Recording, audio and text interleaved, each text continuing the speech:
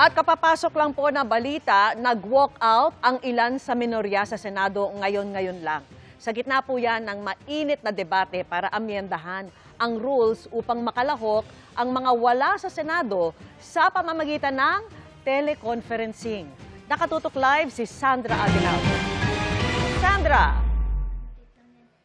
Yes, Vicky, naging mainit nga po ang talakayan dito sa Senado ngayong hapon at bandang alas 7 nga po ng gabi. Nagsimula ang init na yan dahil nabuhay muli ang usapin tungkol sa pag-amyenda sa rules ng Senado kaugnay sa pagpapahintulot sa isang senador na makalahok pa rin sa sesyon ng Senado kahit wala siya dito sa floor. Sa pagkakaintindi kasi ng minorya at ito ay kanilang ipinilit kanina ay nirefer na sa Committee on Rules ang usapin na ito, kaya dapat doon na ito talakayin. At sinabi rin nila na hindi pa nako-constitute o hindi pa nabubuo ang Committee on Rules. At pero sabi po ng majority, kasama nga po dyan si Senate President Alan Peter Cayetano, ay allowed sa kanilang rules na talakayin ito sa floor at habang nagsesesyon ang Senado. Sinigundahan ito ni Senador Rodante Marcoleta na siyang nagpanukala ng amendment to the rules. At naging mainit po ang debate dyan. Ilang pong mga senador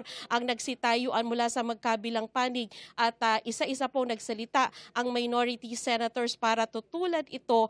Pero sa huli-huli po ang sinabi po ni Senate President Alan Peter Cayetano ay idaan na lamang ito sa botohan dahil nga po sa hindi pagkakaintindihan. Hindi po pumayag dito ang minority senators na mas kaunti ang numero. Sabi pa ng isang minority senator, bakit daw ba nagmamadali ang mayorya dahil baraw sa balita na maharap sa kaso ang ilan sa mga kasamahan nila. At naging mainit pa rin ang diskusyon dyan at kasunod na nga yung pagpilit na ito ay idaan na lamang sa botohan. Sa huli, ang ginawa po ng minority senators, sila po ay nag-walk out. Narito po ang mga pahayag.